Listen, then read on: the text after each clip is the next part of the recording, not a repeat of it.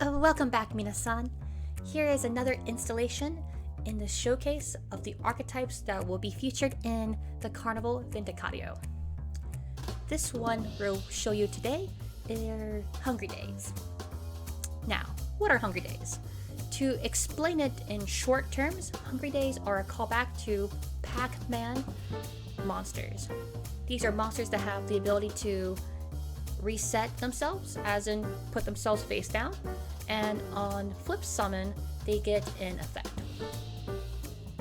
Now, after all, what is a carnival without its refreshments, am I right? And these definitely put a refreshing twist on that Pac-Man thematic. So, how do we describe Hungry Days? Well, it's most helpful to describe what their spells can do first besides their monsters. So I'll show you the first spell. Here is the Hungry Days of a restaurant.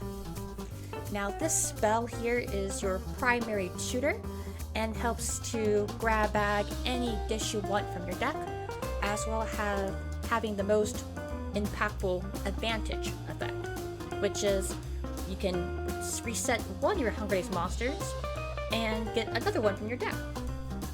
The other spell is Busy in Hungry Days.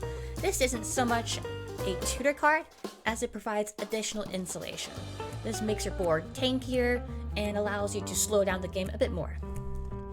Now, besides the spells, they have two powerful traps. The first one we'll show you are the Hungry Days of a Cafe. Now, Hungry Days of a Cafe isn't an advantage-based trap, but it offers the deck an additional win con, in addition to resourcing your opponent out via attrition. The most important trap is Temptation, and probably is the most powerful card in their lineup aside from, their monsters, right? What this one does is essentially turn these Pac-Man creatures, these explosive dishes, into actual interruption during your opponent's turn. In addition, during the end phase, you get to recycle one of them and draw a card. This is really helpful because you might not want to run multiple copies of some of these monsters. After all, there's a myriad of dishes to choose from. How can you have all of them at 3 of? We'll go through a few of the monsters, but let's go through their two tribes.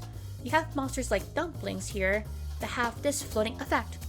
During the end phase, if this card is in your graveyard because it was destroyed by a battle this turn, you can special summon one Hungry Days monster from your deck in face down defense position except itself. And the second tribe, like the one mentioned on Fried Noodles, if this card is destroyed by a battle and was face down at the start of the damage step, you can special summon one Hungry Days monster from your deck in face down defense position except itself. Both of these have their uses and are both really good floating. Notably, the floating effect of Fried Noodles is more impactful for your actual slowdown of your opponent. It's what protects your life points, right? That's not to disregard the floating effect of cards like Dumplings. These have the added versatility that they do not have to be face down before, and therefore you can actively run into your opponent's monster to crash them. It sounds kind of ridiculous, but it could be helpful, right? That pretty much is a good basic rundown of Hungry Days. Now, some honorable mentions, as in cards that are really powerful in their archetype, is of course Fried Noodles. It's just a pop a monster on flip summon. You can't go wrong with that. Fried Rice is a pop a spell on flip summon. Pretty cool. Ramen is a literal deity slayer, as on its flip summon it can non-target bounce a monster on the field to the hand. That's very useful. And of course you have additional cards that provide win conditions, such as Bread, which can get an outrageous attack, usually 3,000 or 4,000 on your turn 2 or 3, since the archetype specializes in turn 2 and 3 plays. And then Pasta. Yes, this may only burn 1,000, but this is some spicy pasta we got here, if you know what I mean. It's not to be trifled with the amount of times they can flip summon during your opponent's turn. So you can essentially get about 2,000 damage a rotation, maybe even more, which puts your opponent on a clock. Now let's go to a sample deck list, because it can be kind of hard to imagine these in a vacuum, right? Now, the easiest deck to play them is in a hard control deck with a lot of traps.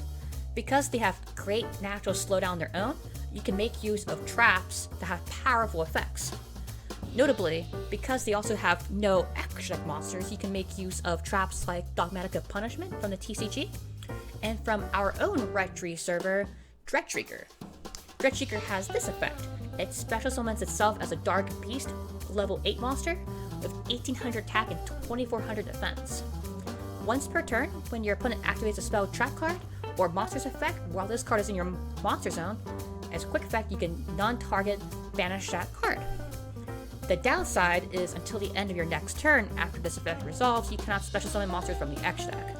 Now this hurts a lot of control decks, but does not hurt Hunger Days a single bit. Other powerful cards you can play are There Can Be Only One. This does not affect Hunger Days at all, or rather, it mostly only affects their ability to do any kind of extra deck plays, which is not your real endgame anyway, or to get bred into a beats deck. This affects, however, more decks that Hunger Days will be fighting against than itself, so it's good to have it in the bag.